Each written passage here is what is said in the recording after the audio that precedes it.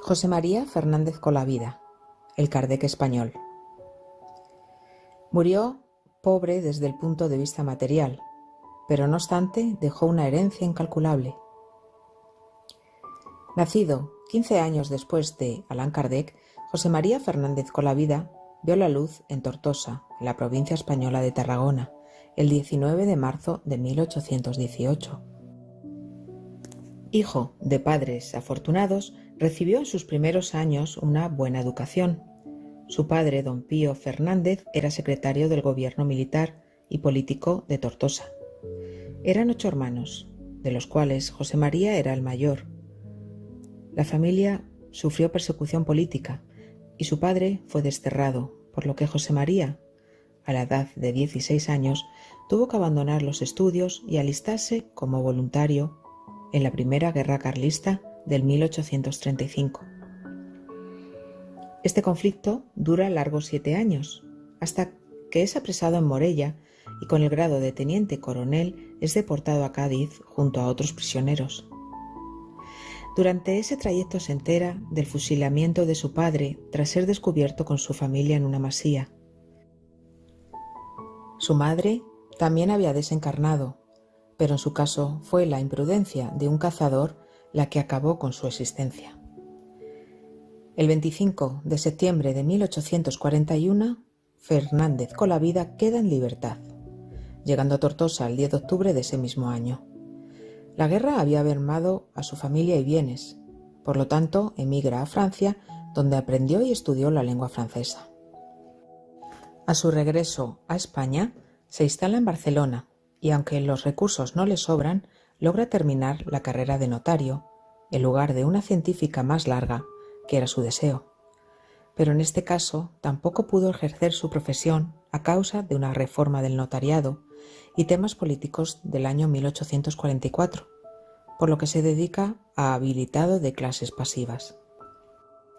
No sabemos exactamente la fecha, pero contrae matrimonio con la joven Ana Campos, que en el transcurso de su existencia daría pruebas de sorprendentes facultades mediúnicas. En el año 1860, ya con 41 años, la casualidad hizo que se cruzara con un amigo, Ramón Laguier y Pomares, capitán de marina mercante. Laguier había atracado en el puerto de Barcelona y, al ver a Fernández Colavida tan abatido, decidió regalarle un ejemplar del original en francés del Libro de los Espíritus, cuya lectura había sido tan reconfortante para él.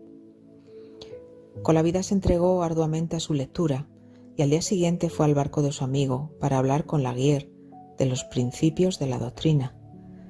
Después de tanto sufrimiento había encontrado el esclarecimiento y consuelo que tanto necesitaba. En 1861, año siguiente al decisivo encuentro con el capitán Ramón Laguier y Pomares, tuvo su primera prueba de fuego en la labor de difusión del espiritismo. Al no disponer de material de estudio, decidió importar una gran cantidad de ejemplares desde Francia. Con ayuda del escritor y editor francés Maurice Lachat, residente en Barcelona, Colavida importó la cantidad de 300 ejemplares, todos en francés, de varios libros de la codificación, aparte de ejemplares de la revista espírita y más títulos, todos espiritistas. Aunque abonaron los derechos para la recogida del material, la aduana le informó que no podrían entregárselo sin el permiso del obispo de Barcelona, por aquel entonces Antonio Palau y Termes, pero este había tomado la drástica decisión de incautar y quemar los ejemplares en la plaza pública. Lamentablemente, por más esfuerzos que José María hiciera, pidiendo incluso el regreso de los libros a su ciudad de origen, el 9 de octubre de 1861 a las 10:30 de la mañana se produjo la quema de los aludidos libros, acompañados por una puesta en escena que rememoraba la Edad Media. Un sacerdote que llevaba una cruz en la mano y una antorcha en la otra, un notario y su acompañante, un agente, 3 mozos y un empleado de la aduana. Así, en la ciudadela de Barcelona, donde eran ejecutados los criminales condenados a muerte, se produjo el último auto de fe de la ciudad de Barcelona. Cuando se consumieron las 300 publicaciones espíritas, los allí asistentes abuchearon al cura y sus auxiliares, gritando consignas de abajo la Inquisición y con el honorable gesto de recoger las cenizas para esparcerlas. La actitud de Fernández Colavida como verdadero espírita fue la caridad, benevolencia, indulgencia y perdón.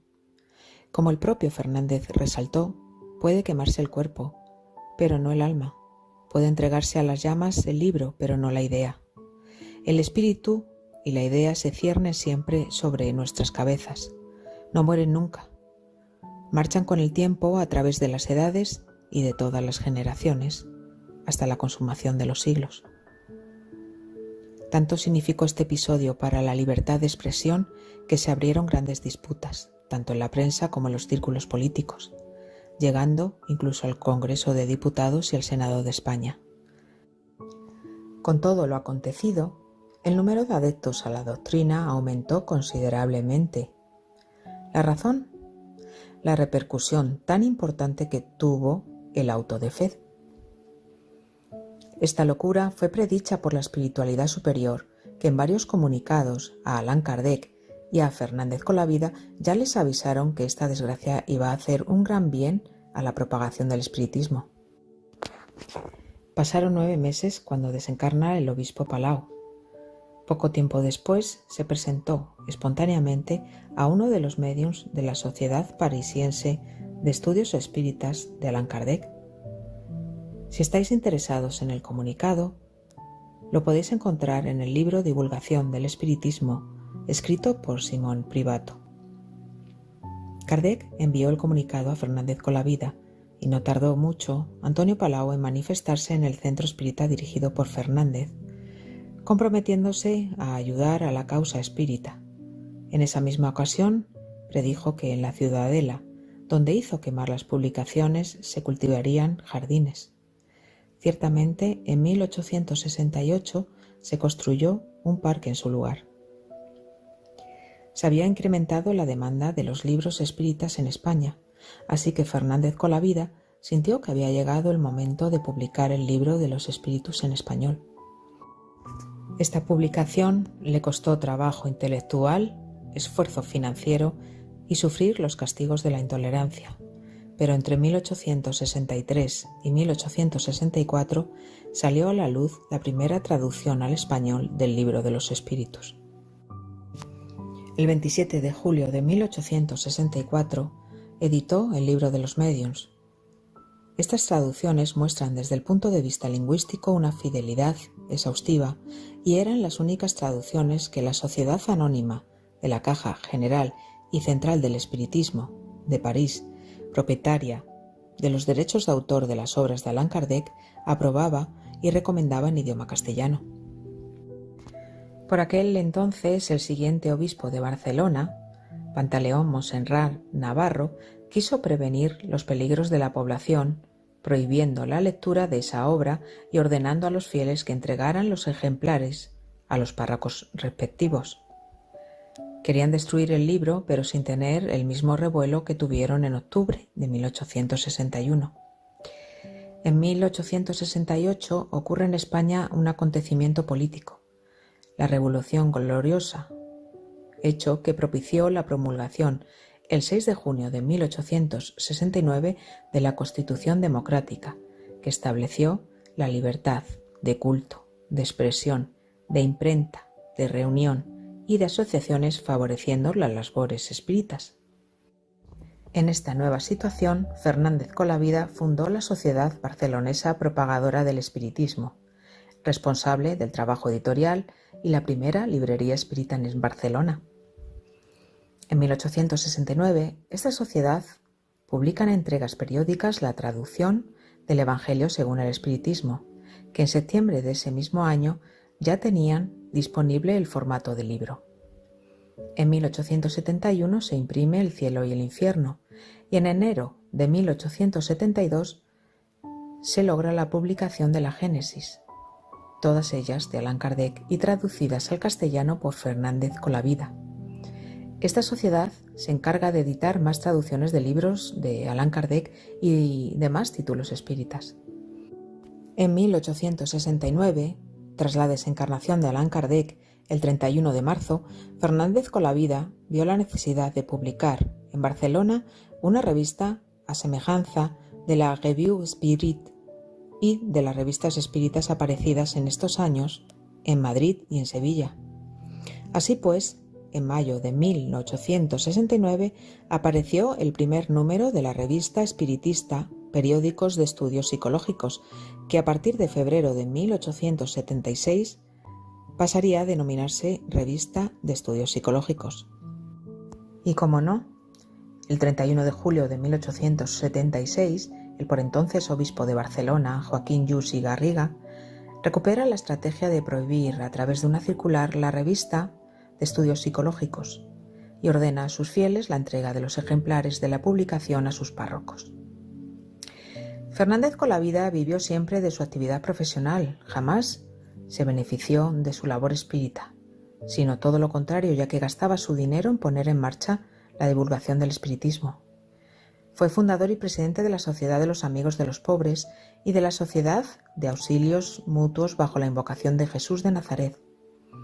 Asimismo, la Sociedad Barcelonesa Propagadora del Espiritismo vendía sus publicaciones a precio bajísimos, que escasamente eran el coste de la impresión. En 1872 España entra en la Tercera Guerra Carlista y desde su residencia de Barcelona, Colavida se dedica a realizar impresos pacificadores y a enviarlos a los sitios donde la lucha era más cruel. Quería apelar a la bondad de los soldados para que dejaran las armas y se finalizara esa guerra fraternal. Para ello, como en otras ocasiones, dispuso de su dinero para la impresión y distribución de escritos que él solo costeaba. Cuando el Estado le quiso recompensar enviándole fondos, simplemente lo devolvió, porque él no lo hacía por interés político, sino por la divulgación y por aclarar que la guerra está en contra de todo fundamento cristiano, aunque en este caso la Iglesia apoyaba a los carlistas. Aparte de ser un gran divulgador, también realizó trabajos de investigación. Entre 1877 y 1880 se reunió en Madrid, bajo la dirección de Vizconde de Torres Solanot, el grupo espiritista Marieta, en el cual ocurrían impresionantes fenómenos mediúnicos. Estos consistían en el aporte de flores que se producía por intermedio de la médium Isabel Madre, a la que se llegó a conocer como la médium de las flores. Estos aportes llamaron la atención en el movimiento espírita, por lo que nuestro divulgador decide investigarlos. Por problemas para ir a Madrid, Fernández Colavida se le ocurre comprobar los fenómenos a través del grupo espiritista La Paz, el cual dirigía en Barcelona. En agosto de 1878 comenzaron las sesiones. Para ello ideó un método de comprobación. En él, los dos grupos, el grupo espiritista Marieta de Madrid y el grupo espiritista La Paz de Barcelona, realizaban sesiones simultáneas. Terminadas estas, cada grupo enviaba al contrario una copia de las actas. Estas se cruzaban en el camino y se abrían a su llegada en presencia de todos los participantes. Así se pudo comprobar cómo las comunicaciones que se daban en uno y otro lugar eran las mismas. También realizaron conjuntamente experimentos de telegrafía psíquica valiéndose de distintos médiums y sonámbulos o un fenómeno de bicorporeidad cuya protagonista fue Ana Campos, la mujer de Fernández Colavida, gran médium y sonámbula. En otra ocasión, la investigación tuvo como protagonista el recuerdo de las existencias pasadas.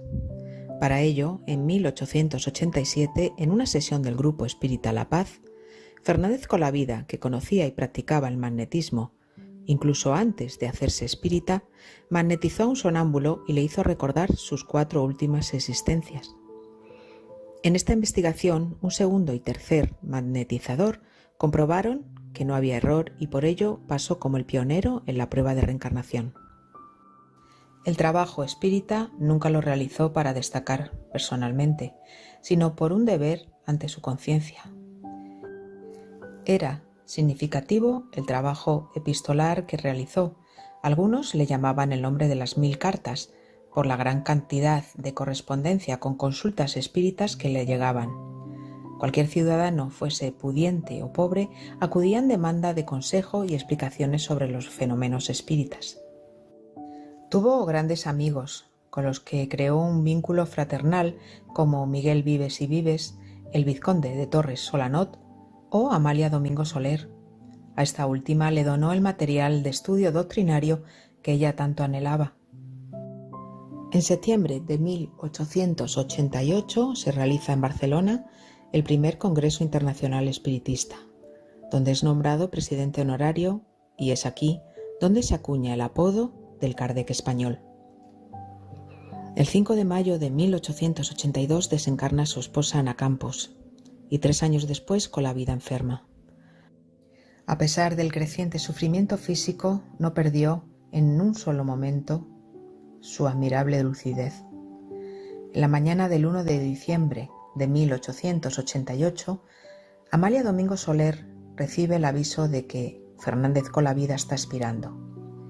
Sin pérdida de tiempo, Amalia se dirigió a su casa con la esperanza de poder estar con él un poco más, aunque fuera por breves minutos, pero no llegó a tiempo. Fernández Colavida ya había concluido su existencia física. Amalia, al contemplar el cuerpo inerte, observó que se desprendió una forma gigantesca y radiante. En su rostro había quedado grabada la serenidad de un hombre de bien.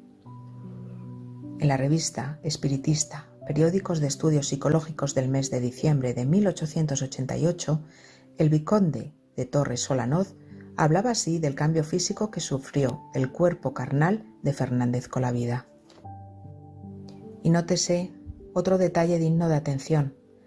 Aquel cuerpo inerte, encorvado por la enfermedad, y aquel rostro con la huella del dolor impreso por el padecimiento físico, fueron transfigurándose de tal modo y a nuestra vista, después de abandonados por la vida, que a las pocas horas el cadáver no representaba a Fernández en los últimos años, sino en la plenitud de la vida y simulando reposar en el lecho con apacible sueño.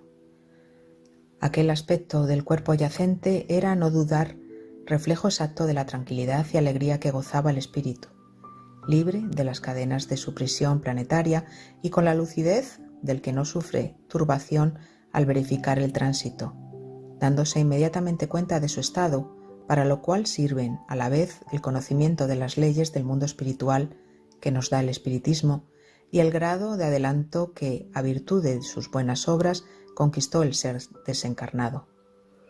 Ambas condiciones reunía Fernández, y así se explica que su espíritu pudiera comunicarse con nosotros momentos después de haber pasado a la vida de la erraticidad, pues había cumplido como bueno su misión en la tierra. El día 2 por la tarde se reunieron para el entierro del cuerpo carnal. Acudieron representantes de centros espiritistas de Barcelona, de las cercanías, unos sobrinos y amigos. Aunque no era costumbre que las mujeres fueran a los entierros, Amalia Domingo Soler quiso estar en estos momentos y con ella varias mujeres se sumaron al cortejo. Según el vizconde de Torres Solanot, cuando estaba en el ataúd rodeado de coronas antes de ir al cementerio, se sacó una fotografía como prueba de la transfiguración operada en los restos de Fernández, rejuvenecido y borradas las huellas de la enfermedad. El vizconde junto con un sobrino presidieron el duelo. Ya en el cementerio, Amelia Domingo Soler leyó una poesía que ella misma había compuesto. La podéis encontrar en el libro Divulgación del Espiritismo de Simoni Privato. El vizconde de Torres Solanot y Modesto Casanova hablaron con gran emoción sobre Fernández Colavida y sus cualidades morales e intelectuales de ese valiente y humilde divulgador del espiritismo. Concluido el entierro, los socios del Centro Barcelonés de Estudios Psicológicos se dirigieron junto al vizconde a su local para la sesión ordinaria de los domingos. En aquella sesión, el médium parlante dio una comunicación con alusiones a los hermanos del centro de Madrid, Marieta, que denotaban absoluta conformidad con las ideas de Fernández. Los médiums corroboraron que había sido el mismo Fernández Colavida quien se dirigió a ellos, Incluso al domingo siguiente volvió a dar otra comunicación. En su tumba, los espíritas de España y América, como una muestra de gratitud, construyeron un monumento que había sido propuesto por Amalia Domingo Soler. Y para terminar, unas palabras de José María Fernández Colavida. Propagar con abnegación y desinterés toda idea generosa y útil a la humanidad no significa otra cosa que buscarse la felicidad para sí mismo, porque todos los intereses verdaderos son armónicos y el bien de cada uno está en el bien de todos con la ley de la reencarnación. Estas bellas palabras y muchos datos de esta biografía fueron extraídos del libro Divulgación del Espiritismo de Simoni Privato, en el cual, si queréis, podéis encontrar más datos sobre la vida de este gran espíritu y gran divulgador, José María Fernández Colavida. Gracias.